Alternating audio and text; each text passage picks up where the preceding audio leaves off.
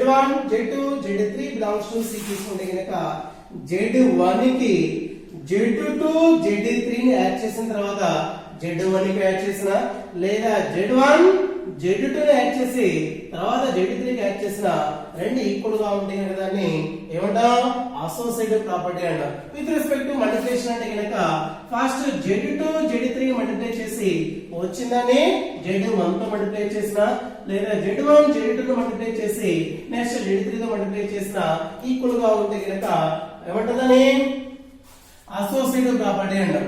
Identity property ఏంటి అంటే గనుక identity property with respect to edition ఎలా వస్తుంది అంటే గనుక ఏదైనా ఒక కాంప్లెక్స్ నెంబర్ తీసుకుంటే గనుక ఈ కాంప్లెక్స్ నెంబర్ కి రైట్ సైడ్ యాడ్ చేసిన లేదా లెఫ్ట్ సైడ్ యాడ్ చేసిన దీని యొక్క వాల్యూ ఎలా ఉండాలి అంటే గనుక మారకుండా ఉండాలి.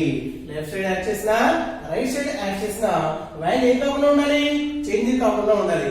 ఏ వాల్యూని యాడ్ చేస్తే వాల్యూ చేంజ్ కాకుండా ఉంటుంది, జీరోని యాడ్ చేసి కనుక వాల్యూ చేంజ్ కాకుండా ఉంటుంది. కాబట్టి with respect to addition identity element యొక్క వాల్యూ ఎంత అవుతుందంటే కనుక జీరో ఉంది. అదే with respect to multiplication identity property అంటే కనుక ఏదైనా ఒక కాంప్లెక్స్ నెంబర్ తీసుకుంటే కనుక దానికి రైట్ సైడ్ మల్టిప్లై చేసిన లేదా లెఫ్ట్ సైడ్ మల్టిప్లై చేసిన వాల్యూ చేంజ్ కాకుండా ఉండాలి. ఏ నెంబర్ తో మల్టిప్లై చేస్తే వాల్యూ చేంజ్ కాకుండా ఉంటుంది అంటే కనుక 1 తో మల్టిప్లై చేస్తే వాల్యూ చేంజ్ కాకుండా ఉంటుంది.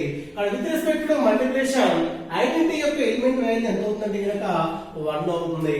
అలా మనకు కావాల్సినటువంటి యూనివర్సల్ ప్రాపర్టీ ఇప్పుడు వచ్చేసింది. యూనివర్సల్ ప్రాపర్టీ అంటే ఏంటి అంటే కనుక ఒక ఎలిమెంట్ యొక్క ఇన్వర్స్ ఎలిమెంట్ ఎలా వస్తుంది అంటే కనుక let Z belongs to C తీసుకుంటే కనుక ఈ Z అనేటువంటి కాంప్లెక్స్ నెంబర్ కి రైట్ సైడ్ యాడ్ చేసిన లేదా లెఫ్ట్ సైడ్ యాడ్ చేసిన ఐడెంటిటీ యొక్క వాల్యూ ఏదైతే ఉందో ఆ వాల్యూ వస్తే కనుక అప్పుడు దాని యొక్క ఇన్వర్స్ ఎలిమెంట్ అవుతుంది.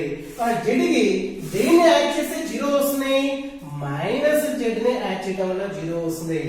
Z అనేటువంటి వాల్యూకి left side minus Z add చేసిన రైట్ సైడ్ మైనస్ Z ని యాడ్ చేసిన ఏ వాల్యూకి ఈక్వల్ అవుతుంది, జీరోకి ఈక్వల్ అవుతుంది. ఆ జీరో అనేది ఏమవుతుంది అంటే కనుక ఐడెంటిటీ ఎలిమెంట్ అవుతుంది. Z యొక్క inverse element with respect to addition ఏమవుతుంది, మైనస్ Z అవుతుంది.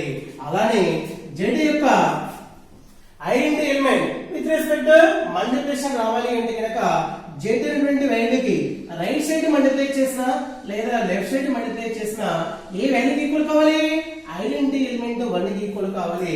Z కి దేన్ని మల్టిప్లై చేసే వాల్యూ 1 అవుతుంది అంటే గనక 1/Z తో మల్టిప్లై చేసి గనక పైన కింద Z క్యాన్సిల్ అయిపోతుంది, వాల్యూ ఎంత వస్తుంది 1 వస్తుంది. కాబట్టి Z యొక్క multiplicative inverse with respect to multiplication ఎంత అవుతుంది 1/Z అవుతుంది.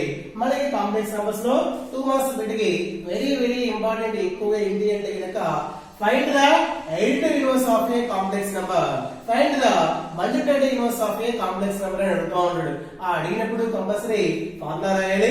కాబట్టి multiplicative inverse of Z అంటే కనుక Z inverse లేదా 1/Z, additive inverse of Z అంటే కనుక -Z. ఫార్ములా రాసినందుకే 1 మార్క్ వస్తుంది. సబ్స్టిట్యూట్ చేసి కనుక రిమైనింగ్ 1 మార్క్ వస్తుంది. మీకు డౌట్ రావచ్చు, ఇక్కడ 1/Z రాస్తారు కదా అక్కడ Z inverse ఉందని.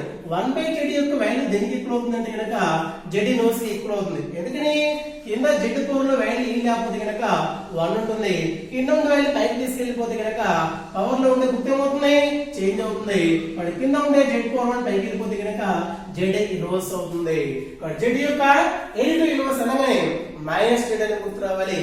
Z యొక్క మల్టిప్లికేటివ్ ఇన్వర్స్ అనగానే ఏం గుర్తు రావాలి, 1/Z Z inverse. Very important two formulas బాగా గుర్తుపెట్టుకోవాలి. ఓకేనా?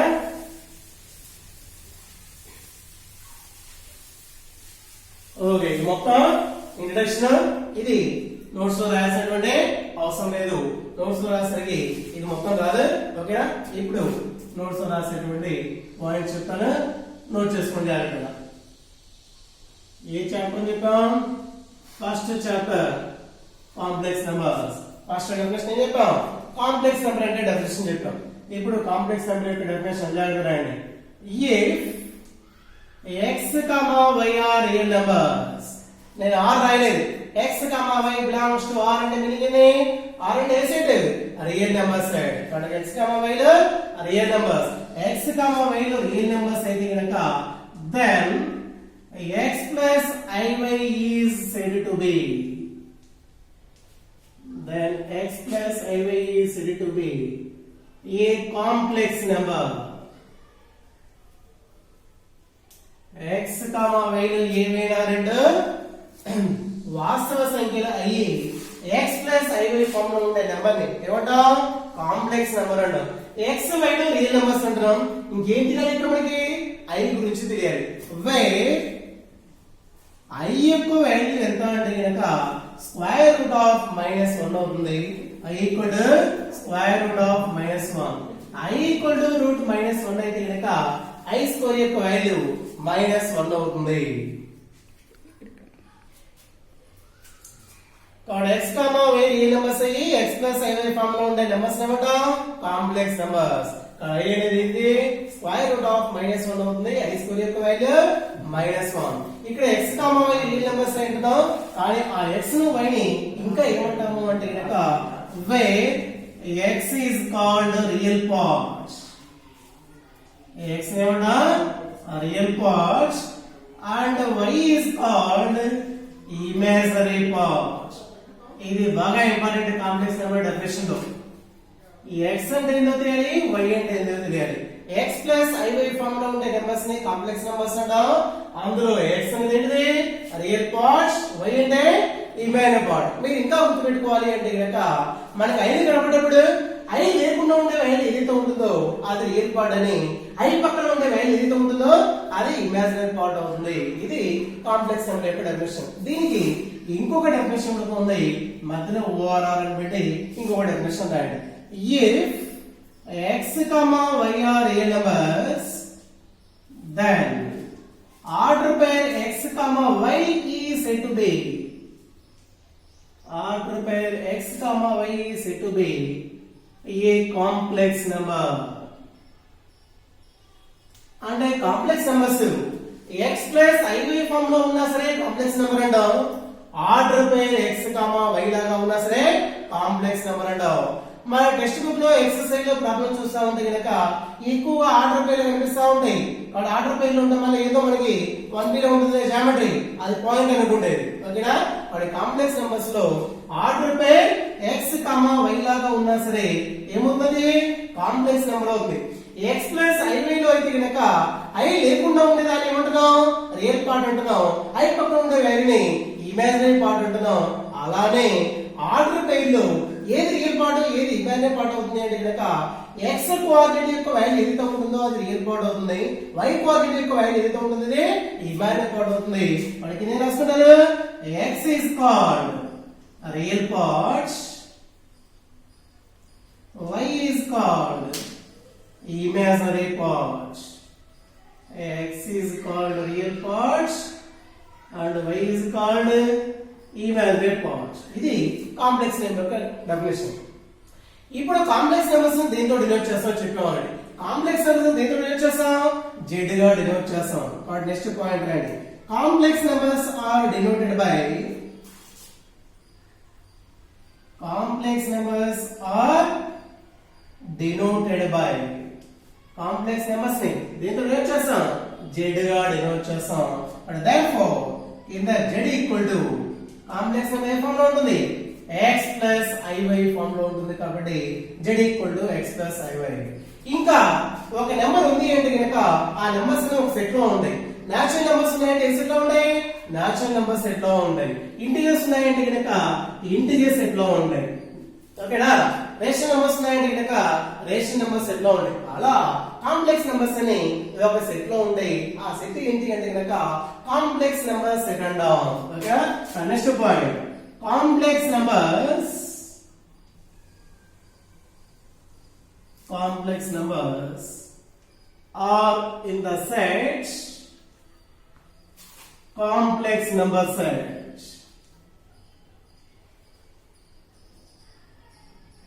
Complex number set complex numbers అనే సెట్ లో ఉంటాయి, కాంప్లెక్స్ నెంబర్ సెట్ లో ఉంటాయి. ఆ కాంప్లెక్స్ నెంబర్ సెట్ ని దేంతో డినోట్ చేస్తాము అంటే గనక నేచురల్ నెంబర్ సెట్ ని n గా డినోట్ చేస్తాం, రియల్ నెంబర్ సెట్ ని r గా డినోట్ చేస్తాం, ఇంటిజర్ సెట్ ని z గా డినోట్ చేస్తాం, హోల్ నెంబర్ సెట్ ని w గా డినోట్ చేస్తాం, రేషనల్ నెంబర్ సెట్ ని q గా డినోట్ చేస్తాం. అలానే కాంప్లెక్స్ నెంబర్ సెట్ ని దేంతో డినోట్ చేస్తాము అంటే గనక క్యాపిటల్ C గా డినోట్ చేస్తాం. ఇట్ ఈస్ డినోటెడ్ బై అంటే కాంప్లెక్స్ నెంబర్ సెట్ ని ఎలా డినోట్ చేస్తాము అంటే గనక క్యాపిటల్ C గా డినోట్ చేస్తాం. మనకి ఒక సెట్ ఉంది అంటే గనక దాంట్లో ఉండే నెంబర్స్ ఏ ఫామ్ లో ఉంటాయో తెలియాలి. నేచురల్ నెంబర్ సెట్ లో నెంబర్స్ ఏమి ఉంటాయి 1, 2, 3, up to so on ఉంటాయి. ఇంటిజర్ సెట్ లో ఎలా ఉంటాయి up to so on -2, -1, 0, 1, 2, up to so on ఉంటాయి. ఓకేనా. రేషనల్ నెంబర్స్ సెట్ లో ఎలా ఉంటాయి నెంబర్స్ మనకి p by q ఫామ్ లో ఉండే నెంబర్స్ ని రేషనల్ నెంబర్స్ అంటారు. అలానే కాంప్లెక్స్ నెంబర్ సెట్ లో ఉండే నెంబర్స్ ఏ ఫామ్ లో ఉంటాయో తెలియాలి అంటే గనక కాంప్లెక్స్ నెంబర్ సెట్ ని క్యాపిటల్ C గా డినోట్ చేస్తున్నాం. C equal to complex numbers ఏ ఫామ్ లో ఉంటాయి x ప్లస్ iy ఫామ్ లో ఉంటాయి. x, y ది కంపల్సరీ ఉండాలి, రియల్ నెంబర్స్ అయి ఉండాలి. ఇది కాంప్లెక్స్ నెంబర్ డెఫినిషన్. ఓకేనా. ఇంకో డెఫినిషన్ ఆర్డర్ పై లాగా డినోట్ చేస్తాం, దేంతో డినోట్ చేస్తాం, అవి ఏ సెట్ లో ఉంటాయి, సెట్ లో ఉండే నెంబర్స్ ఏ ఫామ్ లో ఉంటాయి. ఇది కాంప్లెక్స్ నెంబర్స్ గురించి. ఓకేనా. ఇలా చెప్పాను చూడండి, closure property, associative property, identity property, inverse property, next competitive property. ఈ ప్రాపర్టీస్ అన్ని ఉన్నాయి కానీ ఇవన్నీ ఇంట్రడక్షన్ లో చెప్పాం, అవన్నీ రాయాల్సినటువంటి అవసరం లేదు. మనకు కావాల్సిన 2 పాయింట్లు మాత్రమే కావాలి. ఏం కావాలి? Additive inverse of a complex number కావాలి, multiplicative inverse of a complex number కావాలి. కాంప్లెక్స్ నెంబర్ ని దేంతో డినోట్ చేస్తున్నాం z గా డినోట్ చేస్తున్నాం కాబట్టి next point additive inverse of a complex number z. Additive inverse of a complex number z యొక్క additive inverse -z అవుతుంది. Very important 2 points. Next multiplicative inverse of a complex number. Multiplicative inverse